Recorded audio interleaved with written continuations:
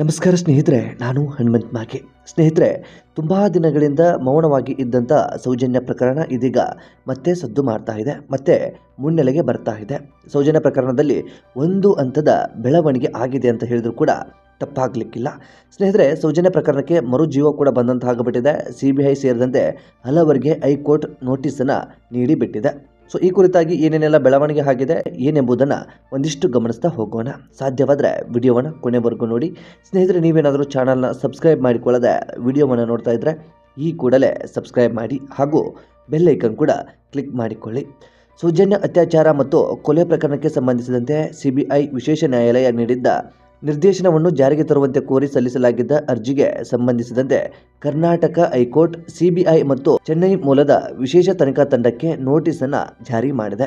ಸೌಜನ್ಯ ತಾಯಿ ಕುಸುಮಾವತಿ ಸಲ್ಲಿಸಿರುವ ಅರ್ಜಿಯಲ್ಲಿ CBI ವಿಶೇಷ ನ್ಯಾಯಾಲಯ ಜೂನ್ 16, 2023ರಂದು ನೀಡಿದ ತೀರ್ಪಿನಲ್ಲಿ ನೀಡಿರುವ ನಿರ್ದೇಶನಗಳ ಜಾರಿಯನ್ನು ಖಚಿತಪಡಿಸಿಕೊಳ್ಳುವಂತೆ ನ್ಯಾಯಾಲಯವನ್ನು ಕೋರಿದ್ದರು. ಅಂದಿನ ತೀರ್ಪಿನಲ್ಲಿ ವಿಶೇಷ ನ್ಯಾಯಾಲಯ ಈ ಪ್ರಕರಣದ ತನಿಖೆ ದೋಷಪೂರಿತವಾಗಿದೆ, ತನಿಖಾಧಿಕಾರಿಗಳ ಲೋಪವನ್ನು ಮತ್ತು ತಪ್ಪುಗಳನ್ನು ಪರಿಶೀಲಿಸಲು ಖುಲಾಸೆ ಸಮಿತಿ ಅಂದರೆ ಅಕ್ವಿಟಲ್ ಕಮಿಟಿ ರಚನೆಗೆ ವಿಶೇಷ ನ್ಯಾಯಾಲಯ ನಿರ್ದೇಶನ ನೀಡಿದ್ದನ್ನು ಇಲ್ಲಿ ಸ್ಮರಿಸಬಹುದು.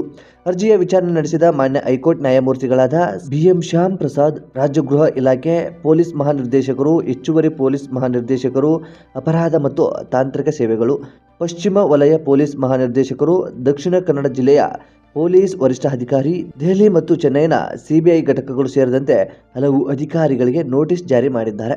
ಪ್ರಕರಣದ ಹೆಚ್ಚಿನ ವಿಚಾರಣೆಯನ್ನು ಫೆಬ್ರವರಿ 23ಕ್ಕೆ ಮತ್ತೆ ಮುಂದೂಡಲಾಗಿದೆ. ಸೌಜನ್ಯ ತಾಯಿ ಕುಸುಮಾವತಿ ಸಲ್ಲಿಸಿರುವಂತಹ ಅರ್ಜಿ ಏನಿತ್ತು, CBI ವಿಶೇಷ ನ್ಯಾಯಾಲಯ ಜೂನ್ 16, 2023ರಂದು ಈ ಒಂದು ಅರ್ಜಿಯನ್ನು ಸಲ್ಲಿಸಿಬಿಟ್ಟಿರ್ತಾರೆ. ಸೊ ಆ ಒಂದು ಅರ್ಜಿಯ ವಿಚಾರಣೆ ಈಗ ಒಂದು ಹಂತಕ್ಕೆ ಬಂದು ಬಿಟ್ಟಿದೆ. ಸೊ ಈ ಕುರಿತಾಗಿ ಸೌಜನ್ಯ ಸಾವಿನ ಬಗ್ಗೆ ಸಾಕಷ್ಟು ಅನುಮಾನ ಅಂತದೆಲ್ಲವೂ ಕೂಡ ಇದೆ. ಹೆಚ್ಚು ಈ ಒಂದು ಸಂದರ್ಭದಲ್ಲಿ ಚರ್ಚೆ ಅಂತದ್ದು ಯಾವುದು ಕೂಡ ಬೇಡ. ಯಾಕೆ ಅಂತಂದ್ರೆ ನಿಮ್ಮೆಲ್ಲರಿಗೂ ಕೂಡ ಗೊತ್ತಿರುವಂತ ವಿಚಾರ. ಹಾಗಾಗಿ ಸೌಜನ್ಯ ಪ್ರಕರಣ ಹಂತ ಹಂತವಾಗಿ ಬೆಳವಣಿಗೆಯನ್ನು ಪಡೆದುಕೊಳ್ತಾ ಇದೆ. ಆದರೆ 13-14 ವರ್ಷಗಳು ಕಳೆದು ಹೋದ್ರೂ ಕೂಡ ಸೌಜನ್ಯ ಪ್ರಕರಣಕ್ಕೆ ನ್ಯಾಯ ಸಿಕ್ಕಿಲ್ಲ ಅನ್ನೋದೇ ಒಂದು ನೋವಿನ ಸಂಗತಿ.